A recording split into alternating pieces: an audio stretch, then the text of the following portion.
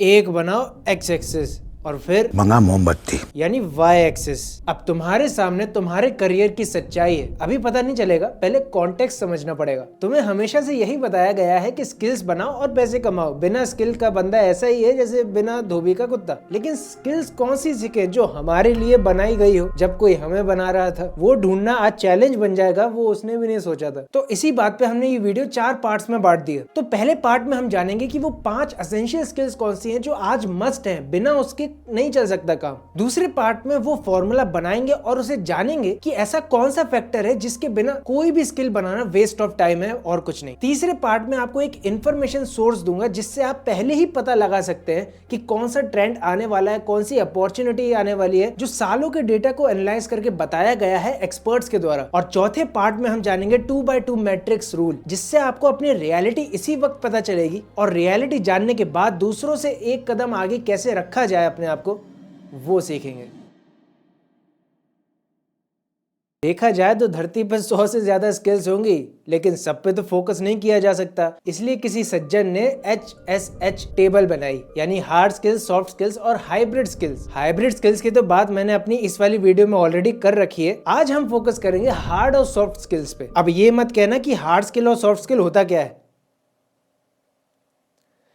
Hard skills को आप major कर सकते हैं जो आपको आंखों से दिखती है, और सॉफ्ट स्किल जो होती है उसको मेजर करने के लिए कोई टूल बनाया ही नहीं गया है, वो आपकी अंदरूनी शक्तियां होती है। लिस्ट दोनों की आपके सामने है, पूरी तो नहीं है पर एग्जांपल के लिए इतनी बहुत है। अब हमने इस सर्च टर्म के ऊपर पहले 30 इंटरनेट के पेजेस को सर्च किया और वर्ल्ड इकोनॉमिक फोरम की रिपोर्ट के अनुसार ये निकल के आया कि ये 5 स्किल्स जिसने मास्टर कर ली वो हर फील्ड या इंडस्ट्री में अपने आप को एक एस्टेब्लिशमेंट दे सकता है। और ये 5 स्किल्स है डिजिटल और एआई लिटरेसी, अडेप्टेबिलिटी और agile learning, complex problem solving और क्रिटिकल थिंकिंग, इमोशनल इंटेलिजेंस और एम्पैथी, और अंत में क्रिएटिविटी और इनोवेटिव थिंकिंग। अब आप कहोगे कि जूता मारूंगा पकड़ के साले, इनसे कोई करियर बनता है क्या? अब तुम सोच रहे होगे कि यार पूरी दुनिया, internet pages, experts, podcast, world economic forum सब कुछ ही सॉफ्ट स्किल्स के ऊपर क्यों ज्यादा जोर देता है? यहाँ पर भी आप देखोगे 5 एसेंशियल स्किल्स में तो आधी क्या पूरी ही लगभग सॉफ्ट स्किल्स ही हैं। ऐसा होता क्यों है? इसके पीछे का लॉजिक क्या है? दरअसल होता यह है कि जब भी आप कोई हार्ड स्किल सीखते हैं तो उसके स्किल का जो नेचर होता है वो वेरिएबल होता है,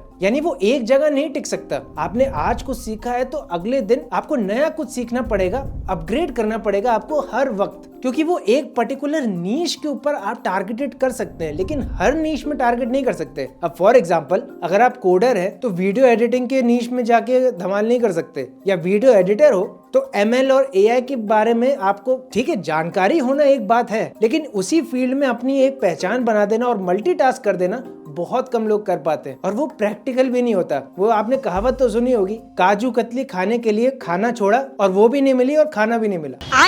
लेकिन सॉफ्ट स्किल जो होती है उसका नेचर कांस्टेंट होता है, तो आप वो हर इंडस्ट्री में यूज कर सकते हैं उस बेसिस पे। अब सॉफ्ट स्किल में जैसे कम्युनिकेशन या adaptability, decision making, critical thinking, तो ये हर फील्ड में यूज हो सकती है। तो हम ये मान सकते हैं कि सॉफ्ट स्किल्स जो होती हैं वो बेस होती है और उसके ऊपर हार्ड स्किल्स को बिल्ड किया जाता है। बिना ABCD के तो तुमने अपना नाम भी लिखना नहीं सीखा होगा। अब इन दोनों का जो कॉम्बिनेशन है वो इंपॉर्टेंट होता है, उसी से आपका करियर भी डिसाइड होता है और आपका फ्यूचर भी एक हद तक डिसाइड किया जाता है। अब वो कैसे पता लगाएंगे भाई? अगर आपको ये पता चल जाए कि आप अभी इस समय कहां पर हो, आपकी स्थिति क्या है, आपको कहां जाना है और कैसे जाना है, तो आप अच्छा कॉम्बिनेशन बना सकते हैं। और इसलिए हम 2x2 मैट्रिक्स रूल का इस्तेमाल करेंगे। खैर उससे पहले अब तुम अगर सोचो कि आगे आने वाले 10 सालों के तुम्हें ट्रेंड और अपॉर्चुनिटीज किस इंडस्ट्री में क्या होंगी वो पहले ही पता चल जाता तो मजा आ जाता नहीं? और अगर मैं कहूं कि ये सारी चीजें एक डेटा सोर्स में बंद पड़ी हैं और उसकी चाबी एक सांस के बाद है।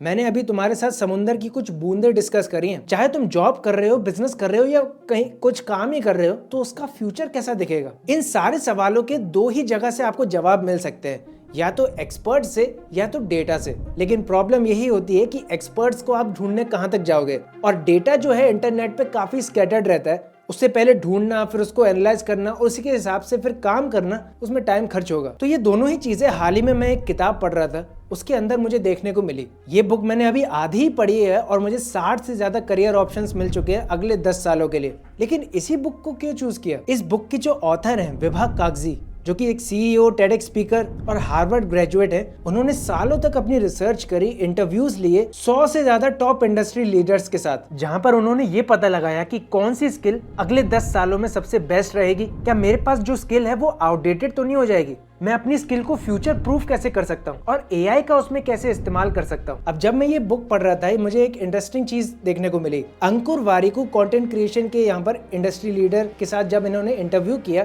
तो उस इंटरव्यू का QR कोड आप स्कैन कर सकते हो और वो पूरा पॉडकास्ट आप सुन सकते हैं। और अंकुर वारिकू तो यहाँ एक एग्जाम्पल है। और ऐसे ही 100 से ज्यादा इंडस्ट्री लीडर्स के साथ इन्होंने रिसर्च करी है, उनके इंटरव्यूज लिए और मोस्ट एक्यूरेट डेटा से आगे के ट्रेंड्स क्या होंगे और कैसे होंगे, अपॉर्चुनिटी उसमें क्या बन सकती है, अपने आप को फ्यूचर रेडी कैसे बनाया जाए, उस इंडस्ट्री के हिसाब से डिटेल में यहाँ पर डिस्कस किया गया है। अगर मैं इंडस्ट्रीज की बात करूं तो जो भी आप सोच सकते हैं अपने दिमाग में, चाहे आप कॉमर्स बैकग्राउंड से हो, आर्ट्स के हो या साइंस के हो, फर्क नहीं पड़ता। हर एक इंडस्ट्री का क्या ट्रेंड है उसको कैटेगराइज किया गया है। साइंस और टेक्नोलॉजी में क्या फ्यूचर है, लिबरल आर्ट्स के अंदर क्या फ्यूचर है, बिजनेस और एंटरप्रेन्योरशिप कहाँ जा रही है, और ए से लेकर जेड तक आपको जितनी भी स्किल्स लगती हैं फ्यूचर के लिए वो यहाँ पर डिस्कस की गई है। और सबसे अच्छी बात मुझे इस किताब की ये लगी कि इसको डिजाइन किया गया है बिगिनर्स के लिए, यानी आप बोर नहीं होंगे कहीं भी। जो यहाँ पर इन्फोग्राफिक्स और डेटा टेबल्स के इस्तेमाल करके जो इंटरैक्टिविटी दिखाई गई है, एक तरीके से आप बुक से कम्युनिकेट करते हैं। और जब आप अपने दिन में 7 से 8 घंटे अपने करियर पे लगाने वाले होते हैं ना, तो आपको ये जरूर पता होना चाहिए कि यार मैं कहीं गलत करियर पे तो अपना टाइम वेस्ट नहीं कर रहा हूँ। और हमेशा से मैंने आपको यही बताया कि यार बुक्स के अंदर जो है इन्वेस्टमेंट एक तरीके से आपका एक करियर इन्वेस्टमेंट होता है। और ये बुक उन चुनिंदा बुक्स में से एक है जो इनिशियल स्टेजेस पे आपको करियर चुनने में और उसको ग्रो करने में मदद कर सकती है। कम ऑन यार, 100 से ज्यादा इंडस्ट्री लीडर्स, कमाल है। वैसे अगर आप ये बुक लेना चाहें तो मैं अपना कूपन कोड नीचे डिस्क्रिप्शन पे डाल दूंगा, वहां पर आपको और एक्स्ट्रा डिस्काउंट मिल जाएगा। लेकिन मैं चाहता हूँ आप एक बार तो जरूर पढ़ें, क्योंकि जिस तरीके के डेटा इसमें दिए गए हैं वो अनमैच्ड है। अब आते हैं हमारे 2x2 मैट्रिक्स रूल पे। ये रूल अगर आपने समझ लिया ना, तो आपको कभी करियर ढूंढने की, स्किल को ढूंढने की जरूरत ही नहीं पड़ेगी। आप खुद ही में डिसाइड कर सकते हो कि मेरे लिए क्या सही है और क्या गलत है। अब एक्सेस बनाने के बाद 4 ब्लॉक बनते हैं। अब इन 4 ब्लॉक्स को आप कैटेगरीज भी मान सकते हो और स्टेजेस भी मान सकते हो। अगर आप इस स्टेज पर हो तो आपकी हाई सॉफ्ट स्किल्स है और हाई हार्ड स्किल्स है। अगर इस स्टेज पर हो तो आपकी लो सॉफ्ट स्किल्स है और लो हार्ड स्किल्स है। उसी तरह यहाँ पर हाई सॉफ्ट स्किल तो है लेकिन लो हार्ड स्किल्स है, और यहाँ पर दोनों ही चीजें लो है। तो अगर आप XX पर हो तो यहाँ पर आप स्टार्ट कर रहे हो, एक तरीके से आप अंडर इक्विप्ड हो। आपके पास अभी ढंग की सॉफ्ट स्किल भी नहीं है और हार्ड स्किल्स भी नहीं है। अब यहाँ पर कौन आ जाते हैं? वो नए ग्रेजुएट्स जो अभी अपनी वर्क स्पेस को डेवलप कर रहे हैं लेकिन रिपीटेटिव टास्क में फंसे पड़े। अब फिर हम इसको इम्प्रूव कैसे कर सकते हैं? सबसे पहले तो आपको एक फोकस पॉइंट चुनना पड़ेगा, एक इंडस्ट्री को चुनना पड़ेगा और अपनी फाउंडेशन उसमें बनानी पड़ेगी। अब एग्जांपल के लिए आप वीडियो एडिटिंग या ग्राफिक डिजाइनिंग को अभी ले सकते हैं, वो अभी ट्रेंड में है। तो आपको उस बेसिस पे एक टेक्निकल स्किल को चूज करना पड़ेगा। अगर आप इस स्टेज पर हो तो नो ब्रेनर, आपको कोई कोर्स या कोई वेबिनार हो या कोई ट्यूटोरियल हो फ्री में मिल जाए तो और अच्छा है, वो आपको जरूर ज्वाइन करना चाहिए, क्योंकि अभी आपके पास कुछ भी ऐसा है नहीं और उसके ऊपर प्रैक्टिस करनी चाहिए। अब फिर जो अगली स्टेज आती है वो है XY स्टेज। ये पीपल फोकस स्टेज में मानी जाती है। आपकी सॉफ्ट स्किल तो यार गजब की है, लेकिन हार्ड स्किल्स में आपका हाथ तंग है, यानी आप लोगों के साथ अच्छे से काम कर सकते हैं, उनको मैनेज कर सकते हैं, उनको अपनी बातों में खिला सकते हैं। और मजे की बात तो ये है कि इस स्टेज पे जो लोग होते हैं वो मोटिवेशनल स्पीकर बन जाते हैं या कंसल्टेंट बन जाते हैं, जहां पर ये जॉब सबसे ज्यादा प्रेफरेबल होती है इस स्टेज के ऊपर। और इसके अलावा जो कंसल्टेंसी का जो मॉडल है वो यहाँ पर इंपॉर्टेंट बन जाता है। और जो इन्फ्लुएंसर का जो मार्केट आप देख रहे हो ना, वो भी इसी कैटेगरी के अंदर आता है। उनकी सॉफ्ट स्किल तो अच्छी है लेकिन हार्ड स्किल्स जैसे वीडियो एडिटिंग या ग्राफिक डिजाइनिंग वो थोड़ी कम है, वो किसी और से करवा लेते हैं क्योंकि वो लोगों से बात करना जानते हैं। तो अगर आप भी लोगों से बात करना जानते हो तो कंटेंट क्रिएशन या ये जॉब्स ये आपके बहुत काम की रहती हैं और यहाँ पर अपना करियर बनाना बेस्ट रहता है। और अगर आप इस स्टेज पर हो तो कोशिश करो कि आपके पास थोड़ी सी टेक लिटरेसी हो।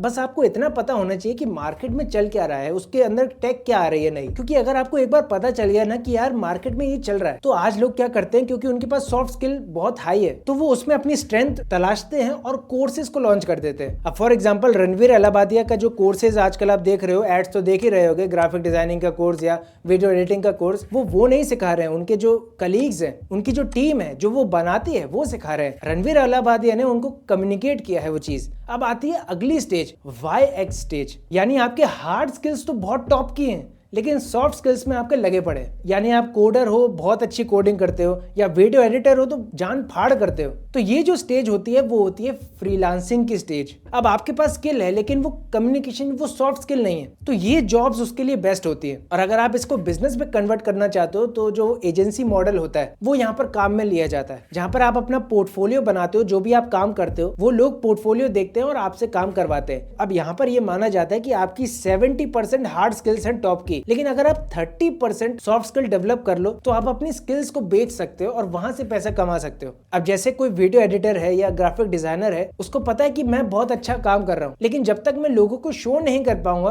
तो वहां से मुझे क्लाइंट नहीं मिल पाएंगे। तो अगर आप इस स्टेज पर हो तो आपको फोकस यही करना चाहिए कि कम्युनिकेट कैसे किया जाए और अपनी स्किल्स को कैसे बेचा जाए। सेल्स यहाँ पर एक इंपॉर्टेंट स्किल निकल के आती है। और आखिरी स्टेज जो होती है वो वाई स्टेज, यानी आपकी सॉफ्ट और हार्ड दोनों स्किल्स चरम सीमा पे हैं। और इन बंदों को तो मुझे कुछ बताने की जरूरत ही नहीं है भाई, ये खुद ही काम कर लेते हैं, खुद ही इनके पास सब कुछ है। ये एक आइडियल ब्लॉक है। अगर आप स्टेज 1 पर हैं तो पहले आप हार्ड स्किल्स या सॉफ्ट स्किल्स को पकड़ो। एक बार वो एक स्किल डेवलप हुई तो यानी आप दूसरे स्टेज पे जंप कर गए। एग्जांपल के लिए मैं मान लेता हूं कि मैंने सॉफ्ट स्किल पे ज्यादा ध्यान दिया, मैं अभी XX पे था, अब मैं XY पे चला गया हूं, क्यों? अब मेरी सॉफ्ट स्किल्स अच्छी हो गई है लेकिन हार्ड स्किल्स में प्रॉब्लम है। अब धीरे धीरे मैं हार्ड स्किल्स सीखूंगा थोड़ी बहुत तो डायरेक्टली मैं YY पे पहुंच जाऊंगा। अब ऐसे ही अगर मैं XX पर हूं और हार्ड स्किल्स थोड़ी सी सीख ली मैंने तो मैं YX स्टेज पर आ जाऊंगा और सॉफ्ट स्किल्स थोड़ी सी सीखने के बाद सीधा YY पे। तो ये एक मैट्रिक्स होता है जो आपको पता होना चाहिए था, लेकिन बहुत से लोग बताते नहीं है। खैर उन सब की बातें छोड़ो, पहले ये बताओ कि तुम कौन सी स्टेज पर हो, तुम कौन से ब्लॉक पर हो। खैर मैं एक बात आपको जरूर बता सकता हूँ, ये वीडियो जो है वो हमने बड़े प्यार से बनाई थी, लेकिन इस पे हेट काफी मिल रहा है उन लोगों से जो सच सुनना नहीं चाहते। मैं चाहता हूँ कि आप भी वो सच सुने। खैर मैं मिलता हूँ आपको अगली वीडियो में, तब तक के लिए बी बिजी।